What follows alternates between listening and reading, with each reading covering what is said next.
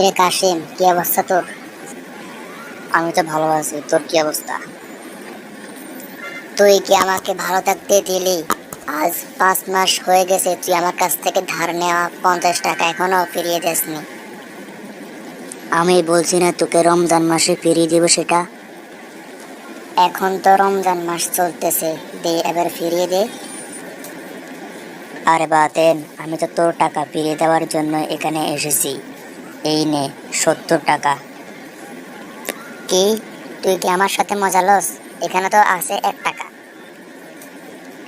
আরে বাতেন, তুই কি জানোস না রমজান মাসে যে একটা মাসালা আছে? কি সেটা বলতো দেখি। আরে রমজান মাসে 1 টাকা 70 টাকার সমান।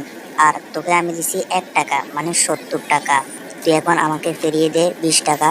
দে, এবার দে।